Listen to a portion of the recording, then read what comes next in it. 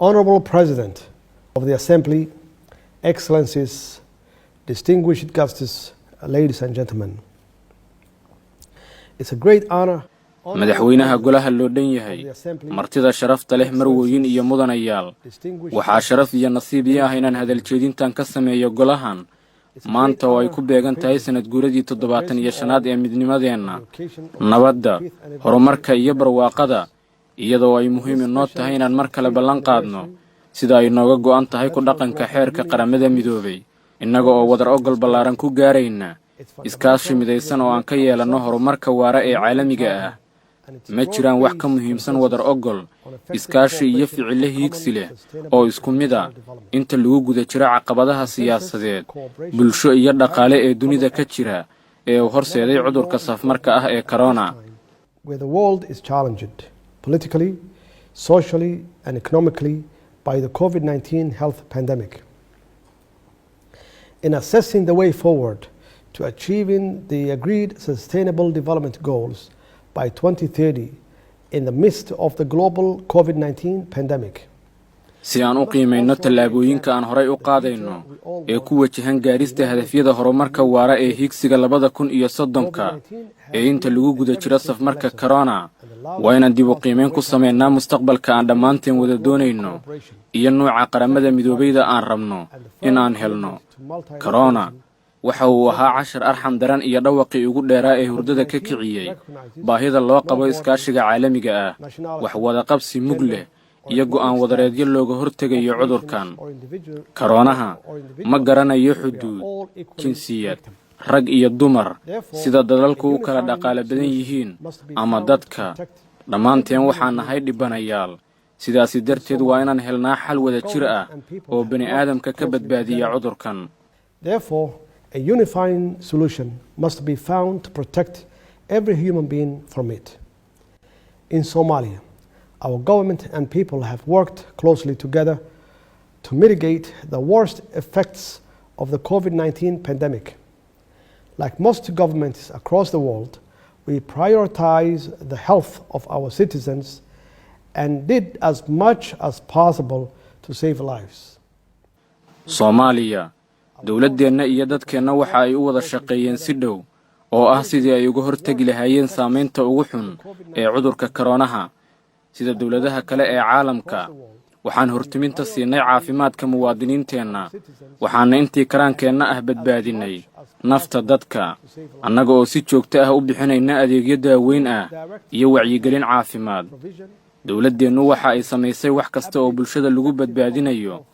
dadka uu ku dhacay cudurka corona oo sare u kacay xilligii uu bilowga ahaa ayaa aad hoos ugu dhacay kadib tallaabooyinkii degdega ahaa ee dawladdu qaaday. mar kale waxaan ku celinayaa in jawaabaha guulaystay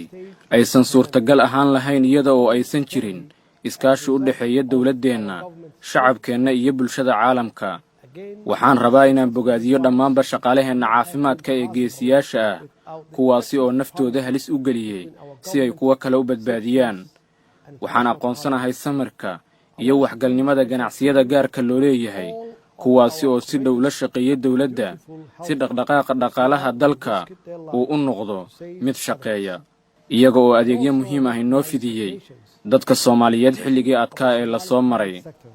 hase yeeshee guulaha aan ka gaarnay dadaaladeenna wada jirka ah ee Soomaaliya macnaheedu ma ahan inaysan waxna soo gaarin sida ka muuqata tirakoobyada rasmiga ah wax ka badan 3,000 oo qof oo Soomaali ah ayuu cudurkan ku dhacay ilaa 100 qofna cudurkan waa ay u dhinteen kuwa kale oo badan oo laga helay xanuunka ayaa wajahay xanuun iyo dhibaatooyin kale oo koronuhu watay kuwaas oo weli u nugul cudurka marka loo eego adeegyada caafimaad ee tabarta badan aan lahayn ee Soomaaliya. And others still remain vulnerable given the weakness of Somalia's overstretched health system and infrastructure.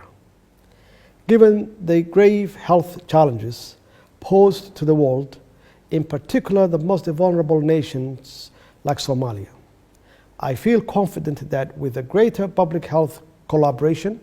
information sharing, and equitable distribution of the potential COVID-19 health treatments currently in development, we can permanently reverse the deadly impact of the virus for every human being on the planet. marka laga eego caqabadaha caafimaad ee dunida ka jira gaar ahaanna dalalka nugul sida Soomaaliya oo kale waxaan aaminsanahay in iskaashi ballaaran oo laga yeesho xagga caafimaadka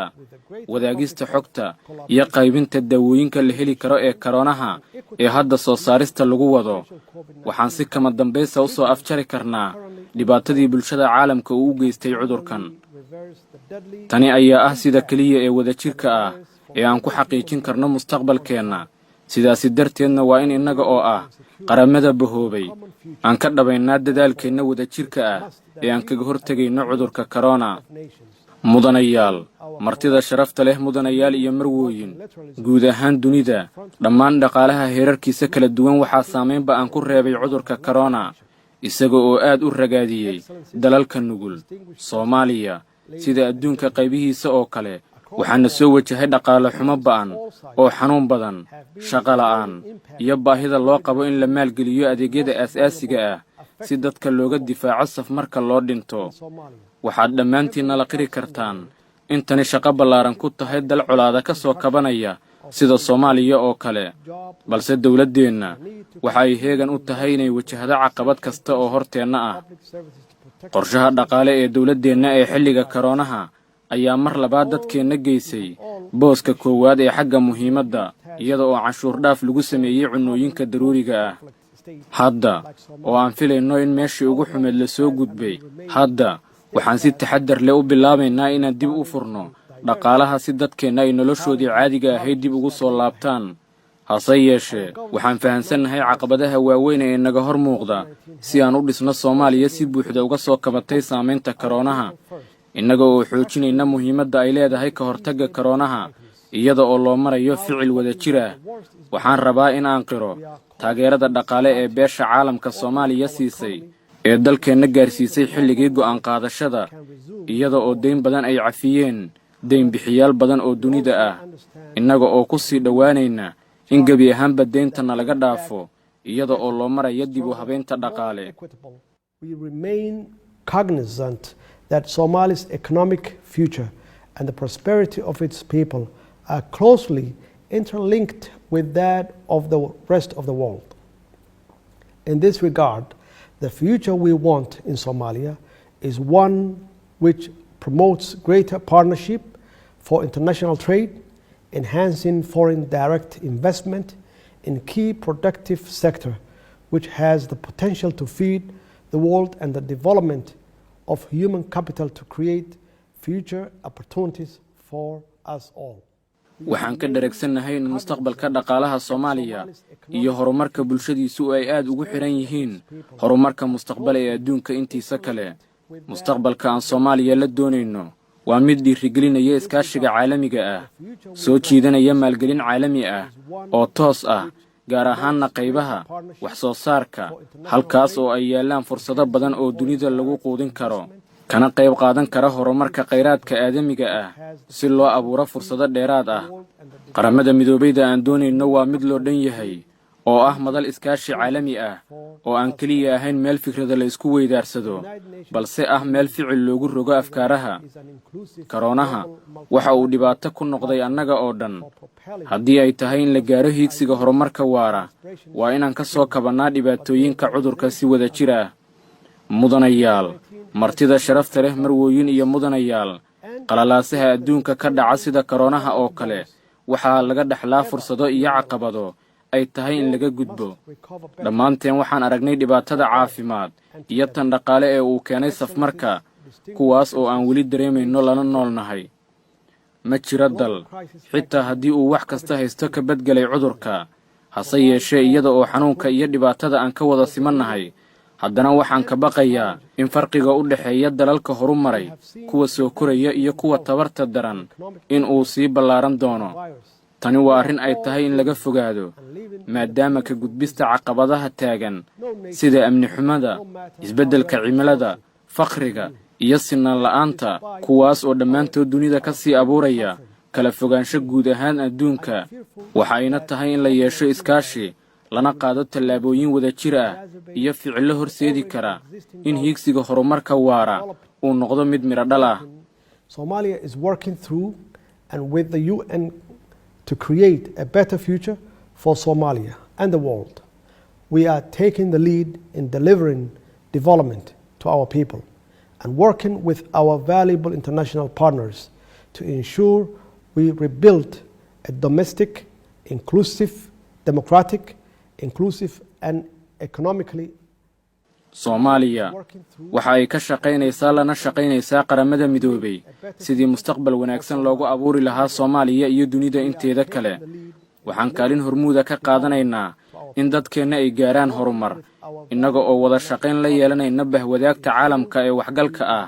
si aan u dhisno Soomaaliya dimuqraadi ah dhaqaale horumarsan leh inclusive and economically prosperous Somalia.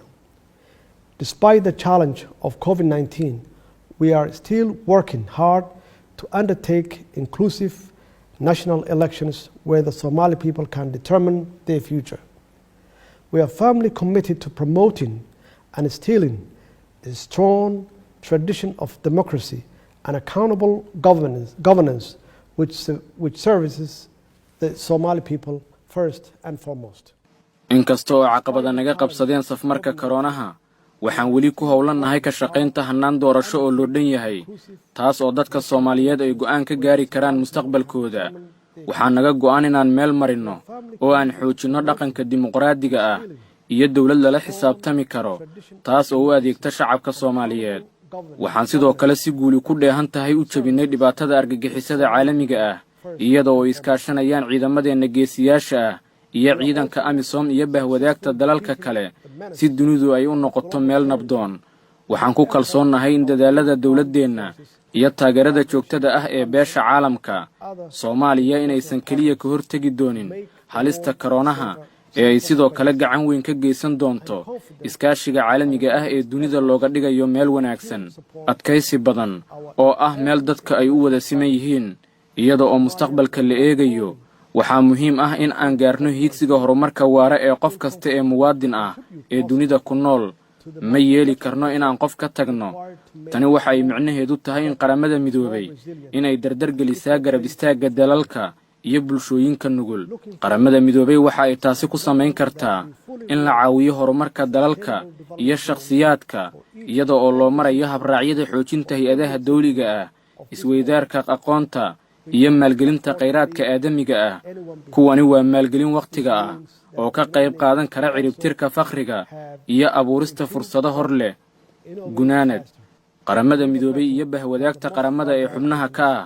waa inay iskaashi cusub ka yeeshaan sidii looga hortagi lahaa cudurka koronaha. Waa in sidoo kale uu na dhex maraa xiriiro iyo macaamil togan oo aan ku abuurno mustaqbal wada jira oo ku dhisan barwaaqo kaasi oo ku qotoma nooca